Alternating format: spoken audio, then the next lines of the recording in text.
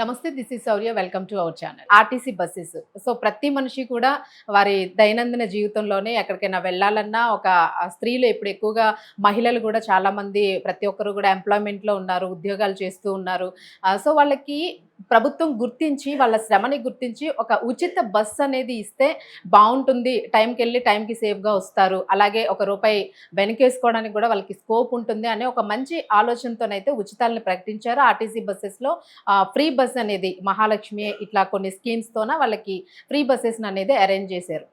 So ఇది ఎలా ఉంటుంది అంటే మహిళలకి ఫ్రీ ఇచ్చారు అన్న దానికన్నా ప్రెజెంట్ ఇప్పుడు సిచ్యువేషన్ ఎలా ఉంది అని అంటే జెంట్స్కి టికెట్ తీసుకుంటారు, అలాగే టికెట్ రేటు పెరిగింది. ఆధార్ కార్డు ఉంటేనే ఫ్రీ ఉంటుంది, ఆధార్ కార్డు లేకపోతే టికెట్ భారం మోయాల్సిందే ఆడవారైనా కూడాను. సో ఈ భారము చాలా ఎక్కువైపోయింది, ఇప్పుడు రీసెంట్గా పెంచారు అనే దాని గురించి చర్చ నడుస్తుంది. ఏదైతే పార్టీ ఉందో, రేవంత్ రెడ్డి గారి ప్రభుత్వం ఏదైతే ఉందో దీని మీద కొంత వ్యతిరేకత వస్తూ ఉంది ప్రజల్లోని. సో ప్రజలు ఎలా రియాక్ట్ అవుతున్నారు, ఎంత రేట్లు పెంచారు, ఏ బస్సెస్కి పెంచారు అంటే ఆర్డినరీస్ ఉంటాయి, ఎక్స్ప్రెసెస్ ఉంటాయి. సో ఇలాగా ఏ స్టాప్కి ఎంత పెంచారు అనే క్యాలిక్యులేషన్స్ కొన్ని ఉన్నాయి. సో దీనికి సంబంధించి ప్రజలపైన ఎంత భారం పడుతుంది, ఈ వివరాలన్నీ చెప్పడానికి మనతో పాటు ప్రముఖ సీనియర్ అనలిస్టు వేల్పూరి శ్రీనివాస్ గారు ఉన్నారు. వారితో మాట్లాడి మరిన్ని వివరాలు తెలుసుకుందాం. నమస్తే సార్. నమస్కారం అండి. ప్రజలు ఉచితాల గురించే ప్రజలు చాలా అంటే రాజకీయ నాయకులు అట్రాక్ట్ చేయాలి అని అంటే ఫస్ట్ ఉచితాలనే ప్రకటిస్తారు ప్రజల కోసం. సో ఈ ఉచితాలు ఇచ్చేటప్పుడు ప్రజలు వాళ్ళకి ఎంతవరకు ఉపయోగపడుతుంది, ఓకే అనుకుని వాళ్ళు చాలా సాటిస్ఫై అయిపోతారు. ఓకే ఫ్రీ బస్సు లేకపోతే లైక్ ఏదో ఒకటి. సో ఇప్పుడు చూసుకుంటూ ఉంటే మనం ఆల్మోస్ట్ చూస్తూ ఉన్నాం, బస్సెస్లోన లేడీసే కొట్టుకుంటా ఉన్నారు, ఫ్రీ బస్ వల్ల సీట్స్ దొరకవు. సో ఈ సిచ్యువేషన్స్ అన్నీ చూస్తున్నాం. సో ఆధార్ కార్డు ఉంటేనే వాళ్ళకి బస్సు ఉచితం అలౌడ్, జెంట్స్కి నాట్ అలౌడ్, వాళ్ళు టికెట్ తీసుకోవాల్సిందే. సో ఇప్పటికే మాకు ఫ్రీ బస్ లేదు, ఫ్రీ ఆప్షన్ లేదు, టికెట్ డబ్బులు పెట్టి కొనుక్కుంటున్నామని ఆల్మోస్ట్ హట్ అవుతూ ఉన్నారు. సో ఇలాంటి సిచ్యువేషన్లో రేట్స్ పెంచడం అనేది ఎంతవరకు సబబు అంటారు? అలాగే ఫ్రీ ఇచ్చినట్టు ఇచ్చి ఆధార్ కార్డు లేని వాళ్ళకి కంపల్సరీగా మహిళలైనా కూడా టికెట్ తీసుకోవాల్సిందే, వాళ్ళకి ఇక్కడ సభ్యత్వం లేకపోతే. సో అది ఎంతవరకు కరెక్ట్ అంటారు? అసలు గవర్నమెంట్ ప్లానింగ్ ఎట్లా ఉంది, మీరేం చెప్తారు, మీ అనాలిసిస్? గ్రేటర్ హైదరాబాద్లో పెంచారు, రేపు సోమవారం నుంచి అమల్లోకి వస్తాయని చెప్పారు. అంటే ఒక పక్కనేమో అవసరం లేని వాళ్ళకు కూడా ఫ్రీ ఇస్తున్నారు. అంటే ₹1,00,000 శాలరీ ఉండి ఎంప్లాయీగా పనిచేసేటువంటి మహిళకు కూడా ఫ్రీనే. ఇదేమన్నా బిలో పవర్టీ లైన్ అని పెడితే దానికి ఒక సిస్టమ్ ఉండేది. అట్లా కాకుండా అవసరం లేకపోయినానేమో ఒక పక్కనేమో ఫ్రీ బస్ అంటున్నారు. మరలా సెకండ్ సైడ్ ఏమో మేము గ్రేటర్ హైదరాబాద్లో మేము రేట్లు పెంచుతున్నాము, 3 స్టాప్స్ దాటితే ₹5 అవుతాయి, అది 4 స్టాపులు దాటితే ₹10 అవుతాయి అని చెప్పేసి పెట్టారు. అది కూడా ఆర్డినరీ నుంచి అన్ని ఎక్స్ప్రెస్ బస్సెస్ అన్నిటికి కూడా పెంచారు అన్నమాట. అంటే ఇక్కడ ఏమవుతుందంటే మంత్లీ వచ్చేసరికి దగ్గరగా ఒక ₹2,000 ఎక్స్ట్రా అయ్యేటువంటి ప్రమాదం ఉంది. తర్వాత ఈ గ్రేటర్ హైదరాబాద్లోనే ఒక 28 లక్షల మంది నెలకి ప్రయాణికులు ప్రయాణం చేస్తున్నారు. దాంట్లో 18 మంది మహిళలు ఉంటారు. అయితే ఇక్కడ మహిళలందరికీ కూడా లోకల్ అంటే తెలంగాణకు సంబంధించినటువంటి ఆధార్ కార్డు ఉంటేనే అది ఎలిజిబిలిటీ వస్తుంది. పక్క రాష్ట్రాల వాళ్ళు వచ్చి ఇక్కడ ఒకవేళ సపోజ్ ఎంప్లాయీస్ కొన్నా కూడా వాళ్ళకి ఎలిజిబిలిటీ రాదన్నమాట. ముఖ్యంగా మీకు పురుషుల విషయం చూసుకుంటే జెంట్స్ విషయం డెఫినెట్గా ఇప్పటికే భారం ఉంది, ఛార్జీలు అనేది చెప్పుకుంటున్నాం. మరి అలాంటి పరిస్థితుల్లో ఇంకా మీరు ఆర్డినరీస్ కూడా ఏదో సూపర్ డెలక్స్ ఏదో పెంచారంటే ఒకటి అనుకోవచ్చు. అట్లా కాకుండా ఆర్డినరీస్ అన్ని బస్సులు పెంచడం అనేది నిజంగా కూడా చాలా భారమైనటువంటి విషయం. నేను ప్రభుత్వం ఇలాంటి విషయాల్లో పునరాలోచించాలి. ఇక్కడ ఎన్నికల కోసమని మనం హామీలు ఇవ్వటం కాదు, మీరు ఎన్నికలకి అనేక హామీలు ఇస్తున్నారు. ఈ మధ్యన సుప్రీంకోర్టు కూడా చెప్పింది. సుప్రీంకోర్టు కూడా ఏముందంటే రాజకీయ పార్టీలు అవసరం లేకపోయినా కేవలం ఓట్ల కోసం ఇలాంటి హామీలు ఇస్తున్నారు, ఉచిత హామీలు. దీనివల్ల ఆర్థిక వ్యవస్థ ఏదైతే ఉండిందో దెబ్బతింటుంది, చాలా ప్రమాదం, దేశానికి ప్రమాదం అని చెప్పేసి చెప్పడం కూడా జరిగిందన్నమాట. మరి ఆ పరిస్థితులు అన్ని రాజకీయ పార్టీలు కూడా ఆలోచించాలి.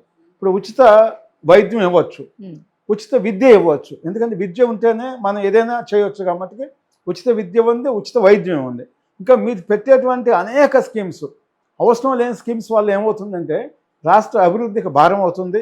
మరి మీరే ఒక పక్కనే ఉచితం అంటున్నారు, ఒక పక్కనేమో మేము మెయింటెనెన్స్కి వీటన్నిటికి కావాలంటే మేము ఛార్జీలు పెంచాలంటున్నారు. మరి ఇంత ఆర్థిక భారం ఉన్నప్పుడు ఎన్నికల్లో మీకు తెలుసు రాష్ట్రం యొక్క బడ్జెట్ ఎంత ఉంది, ఎంత ఖర్చు చేయాలి, ఎంత రాబడి వస్తుందని తెలుసు.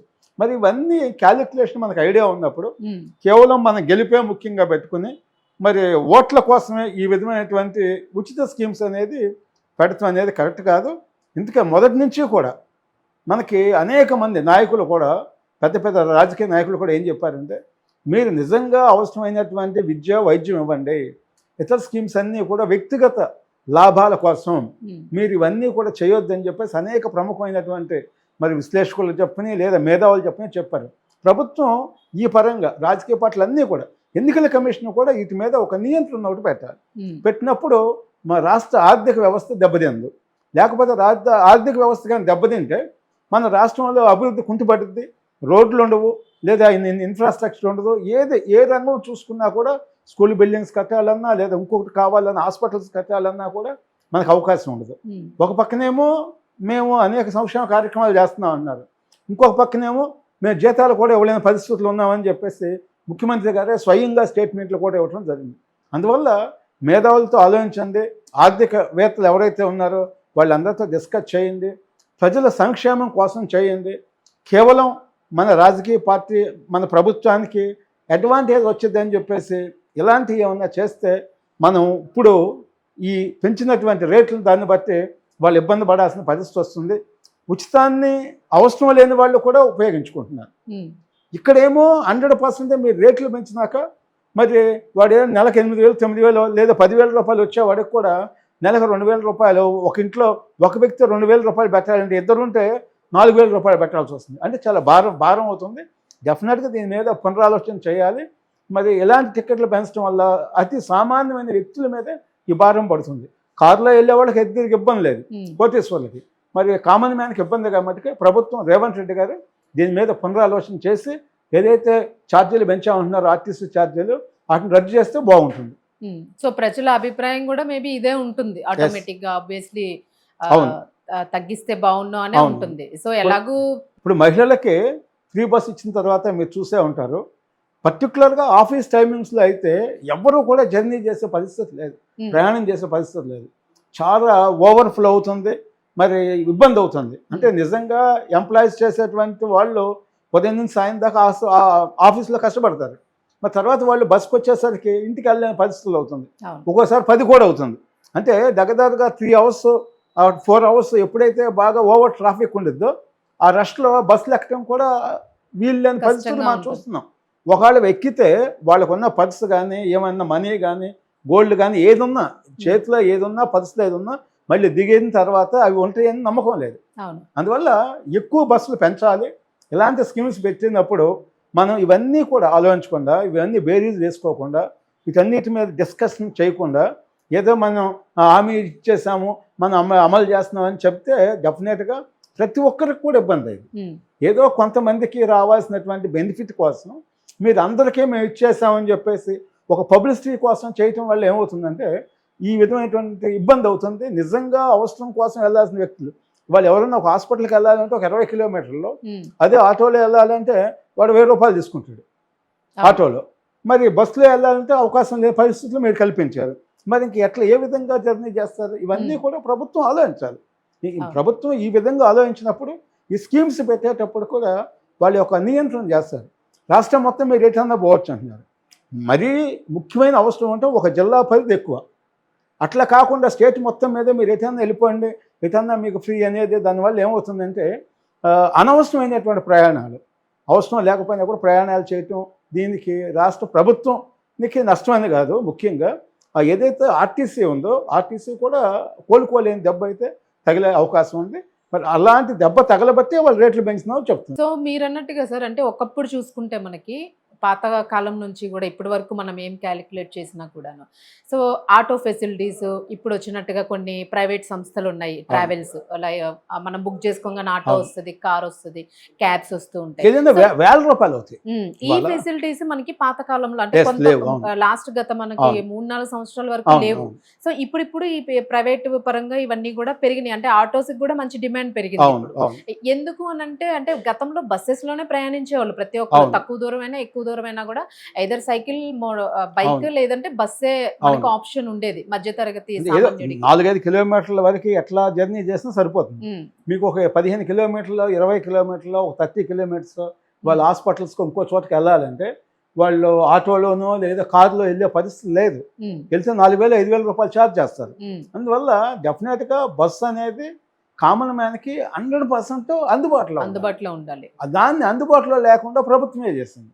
వాళ్ళు చేయటం వల్ల ఏమవుతుంది వాళ్ళ మరి నిజంగా మరి వృద్ధులని చెప్పండి, చిన్నపిల్లలని చెప్పండి, వాళ్ళు జర్నీ చేయాలంటే కష్టం. అసలు బస్సు ఎక్కే పరిస్థితి లేదు అసలు. మరి అలాంటి పరిస్థితి ప్రభుత్వాలు కల్పించడం అనేది సరైనటువంటి విధానం కాదు. అందువల్ల ఉచితాలు అనవసరంగా ఇచ్చి మీరు సోమరిపోతులు చేస్తున్నారని చెప్పొచ్చు. ఒక్క బస్సు అనే పథకం అనేది నేను చెప్పట్లేదు, ఫ్రీ బస్సు అని చెప్పట్లేదు. అనేక పథకాలలో మీకు 5 లక్షలు ఇస్తాము లేదా 10 లక్షలు ఇస్తామని చెప్పేసి ఇష్టారాజ్యంగా పాలకులకి ఎవరు ఇష్టమైతే వాళ్ళకి ₹1,00,00,000 ప్రకటిస్తున్నారు. అంటే 5 లక్షలు ఇవ్వాల్సిన వాళ్ళకి కూడా ₹1,00,00,000 ప్రకటిస్తున్నారు. నిజంగా ₹1,00,00,000 ఇవ్వాల్సిన వాడికి 5 లక్షలు ఇస్తున్నారు. అంటే ఇది ఒక సిస్టమేటిక్గా ఉండాలి. ఏ వ్యక్తులకి ఏ స్థాయి వాళ్ళకి ఏ విధంగా మనం పరిహారం ఇవ్వాలి లేదా వాళ్ళకి ప్రోత్సాహం ఇవ్వాలి. క్రీడాకారులకు కూడా ప్రోత్సాహం ఇవ్వాలి. కొంతమందికి ఇస్తున్నాము, మనం కొంతమందికి ఇవ్వట్లేదు. అంటే రాజకీయంగా వాళ్ళకి రికమెండేషన్ ఏదైతే లేనప్పుడు ఎవరు పరుచుకోవట్లేదు. రికమెండేషన్ ఉండి మంత్రి గారికి బాగా క్లోజ్గా తీసుకెళ్తానేమో వెంటనే ₹1,00,00,000 ఇచ్చేస్తున్నాం అంటున్నారు. అంటే ఈ వైఖరి కాకుండా ఇచ్చేటప్పుడు ఒక కన్స్ట్రక్టివ్గా ఒక పర్మనెంట్ రూల్స్ అనేది ఉంటే అది అందరికీ న్యాయం జరుగుతుంది. సో మీరు అన్నది ఎగ్జాక్ట్లీ కరెక్ట్ సార్. ఎందుకంటే ఇప్పుడు చాలా రూట్స్ ఉంటాయి మనకి బస్సెస్ వెళ్ళేటప్పుడు. బస్సెస్ని పెంచితే, ఎందుకంటే ఇప్పుడు ఇందాక పాయింట్ ఏంటంటే మనకి ఈ private travels scooters, autos, cars, cabs ఇవి ఏవైతే ఉన్నాయో ఇది పెరిగింది కాబట్టి సో గతంలో ఉన్న బస్సెస్ సంఖ్య అంతే ఉంటుంది కామన్ గా. సో యూసేజ్ కూడా తక్కువే ఉంటుంది. అందరూ వీటిల్లో వెళ్ళిపోతున్నారు కాబట్టి ఓన్లీ సామాన్యుడు మధ్యతరగతోడు కంపల్సరీగా బస్సు ఎక్కాల్సిందే. 1 కిలోమీటర్ కూడా ఆటోలో ₹100 అడుగుతారు. తెలిస్తే ₹60 ₹70 అడుగుతారు. తెలిస్తే 90% తెలియదు. సిటీ అంటే బయట నుంచి వస్తారు. వచ్చిన వాడికి ఏం చేస్తున్నారు, వీళ్ళు ఎక్కడో ఉంటుందని చెప్పేసి అందరూ కూడా ఓలా బుక్ చేసుకుంటామో. టెక్నాలజీ ఉండదు. ఉండగా నేను పంజాబ్ కొట్టుకోలేదు అమీర్పేటకి వెళ్ళాలంటే ₹100 అంటున్నారు. సరే ఒక ₹10 తగ్గించిందంటే 90. అది అయ్యేదేమో ₹30. వెయిటింగ్ చార్జెస్ ₹30 అయ్యేది ₹100 చెప్తున్నారు. అందువల్ల ఏంటంటే ఎప్పుడైతే ఈ బస్సులు చూస్తారు, ఒక అర్ధగంట చూస్తారు, అసలు మన బస్సు ఎక్కే పరిస్థితి లేదు, ఇంకో 1.5 2 గంటలు పట్టింది అనుకున్నప్పుడు ఆటోమేటిక్ ఆల్టర్నేషన్ యాక్టివిటీకి వెళ్ళాల్సి వస్తుంది. వెళ్ళినప్పుడు మహిళలకు కూడా ఆటోలో ప్రయాణం చేసేటప్పుడు కూడా వాళ్ళకి సెక్యూరిటీ ఉండట్లేదు. అది ఒకటి చాలా ప్రమాదకరమైన ఇష్యూ. ఎందుకంటే ఆటోలో ఒక 4 కలిపి జర్నీ చేస్తున్నారు. వాళ్ళు ఎట్లా వెళ్ళొచ్చు. అనేక ఇన్సిడెంట్లు చూసాం మనం. అంటే అన్నోన్ పర్సన్స్ ఉంటారు. ఆ పర్సన్స్ ఎవరు అనేది కూడా తెలియదు అన్నమాట. మరి మనం శివార్లలో చూస్తే సిటీకి అనేక ఇన్సిడెంట్లు కూడా జరిగినాయి. ఆటోలో 4 లేడీస్ని తీసుకెళ్ళి ఎక్కడికో తీసుకెళ్తాం. దాంట్లో 2 లేడీస్ ఆటో డ్రైవర్కి సంబంధించినటువంటి వాళ్ళు కూడా ఉన్న సందర్భాలు కూడా మనం చూస్తున్నాం మీడియాలో. అందువల్ల ఇవన్నీ కూడా ఉన్నాయి కాబట్టి మహిళల రక్షణ కోసం ప్రభుత్వం కూడా గట్టి చర్యలు తీసుకోవాలి. చేసేటప్పుడు వాళ్ళకి ఏమన్నా ఉపయోగపడాయి అంటే వాళ్ళకి ఏమన్నా చేతి ఒట్లకు సంబంధించిన ఒక కార్పొరేషన్ ఇలా పెట్టి వాళ్ళకి టైలరింగ్ అనండి, ఆటో డ్రైవర్ అని చెప్పండి, ఏమైనా చేయండి మీరు. ప్రభుత్వం ఆ విధంగా చేయాలి. కానీ కేవలం మీకు ఫ్రీ ఇస్తున్నాం అని చెప్పేసి వాళ్ళల్లో ఉన్నటువంటి నైపుణ్యాన్ని కూడా మనం దాన్ని డైవర్ట్ చేయకూడదు. సో అదే సార్, అంటే మీరు అన్నట్టుగాను ఎగ్జాక్ట్గా బస్సులు పెంచితే, సంఖ్యని పెంచినట్టయితే కంపల్సరీగా ఈ కొట్లాటలు జరగడం కానీ లేదంటే ఇలాంటివి తగ్గే ఛాన్స్ ఉంటుంది. బట్ ఆల్రెడీ అదనపు ఛార్జెస్ వేసిన తర్వాత ఇప్పుడు బస్సెస్ పెంచుతారా పెంచరా అన్నది ఇప్పుడు పెద్ద బిగ్ క్వశ్చన్ లాగా ఇప్పుడు అందరికీ ఉంటుంది. సో ఈ నేపథ్యంలో మనం చూసుకుంటే కంపల్సరీగా ప్రభుత్వానికి ఏదైతే గెలవడానికి ఒక అంశం ఇది కూడా తోడైందో, సో ఇది ఇప్పుడు రివర్స్ స్ట్రాటజీ అయ్యే ఛాన్సెస్ మనకి ఎక్కువగా కనిపిస్తుంది. డెఫినెట్గా ఉంటుంది. ఎందుకంటే ఎప్పుడైతే ఒకసారి మీకు ఫ్రీగా ఇస్తున్నాం అని చెప్పేసి ఆ తర్వాత ఇవ్వట్లేదని చెప్పే పరిస్థితి వస్తే డెఫినెట్ నెగటివ్ అయింది. అదొక యాంగిల్. రెండో యాంగిల్, మీరు ఎప్పుడైతే బస్ ఛార్జీలు పెంచారో, ఎవరైతే ఈ బస్ ఛార్జెస్ మీద డైలీ పోయి వాళ్ళు బేస్ అయ్యే వాళ్ళు ఉంటారో వాళ్ళందరూ కూడా ప్రభుత్వానికి వ్యతిరేకత అవుతారు. అదే మేము కష్టపడి మేము జాబ్ చేస్తుంటే మాకేం 2,000 పెంచారు, వాళ్ళకేం అవసరం లేకపోయినా కూడా వాళ్ళకి ఫ్రీగా ఇస్తున్నారు. ప్రభుత్వం ఈ విధమైన వైఖరి ఏంటి కరెక్ట్ కాదు, తప్పులు చేస్తుంది. వాళ్ళ స్వార్థం కోసం, వాళ్ళ రాజకీయ మనుగడ కోసం, వాళ్ళ స్వప్రయోజనాల కోసం, పార్టీ అభివృద్ధి కోసం ఇట్లా రకరకాలైనటువంటి ఆలోచనలు చేస్తారు కామన్ మ్యాన్. ఎందుకంటే ₹2,000 అంటే కామన్ మ్యాన్కి చాలా ఎక్కువ అనమాట. అందువల్ల కామన్ మ్యాన్కి మీరు అందుబాటులో బస్సులు ఉంచాలి. కానీ మీరు కూడా ప్రైవేట్ కంపెనీస్ లాగా దసరాకి మనం చూస్తున్నాం, మామూలుగా 500 ఉంటే దసరాకి ₹1,000 1,500 ఉంటుంది. అంటే ఆ విధంగా ఆర్టీసీ కూడా చేయకూడదు. ప్రభుత్వము గెలవడానికి ఓకే అదొక పథకం ప్రకటించినప్పటికీ కూడా సో అది అందరికీ సామాన్యుడికి చాలా అవసరమైంది కాబట్టి బస్సెస్ని కొంచెం పెంచి అలాగే ఏవైతే రేట్లు తగ్గించాలనుకున్నారో దాన్ని కొంచెం కుదించుకుని యావరేజ్ ఏదేమైనా బిలో పావర్టీ వాళ్ళకు ఉన్నారు. ఉంటే బాగుంటుంది. 10 కోట్ల రూపాయలు ఉన్నవాడు కూడా ఫ్రీగా వెళ్తున్నారు. వాళ్ళకి అవసరం లేదు కదా. అవును. మీరు ఏ బేస్ మీద ఇస్తున్నారు మీరు? ఎందుకు ఇప్పుడు 10 కోట్ల రూపాయల కెపాసిటీ ఉన్నప్పుడు మీరు బస్ ఫ్రీ ఎందుకు ఇవ్వాలి? మీరు యూజ్ చేసుకుంటున్నారు. నువ్వు అవకాశం ఇచ్చావు కాబట్టి వాళ్ళు యూజ్ చేసుకుంటున్నారు. మనం వాళ్ళని తప్పు అనలేం. అంటే నువ్వు పెట్టేటప్పుడే మేము బిలో పావర్టీ ఎవరైతే పేదవాళ్ళు ఉన్నారో పేదవాళ్ళు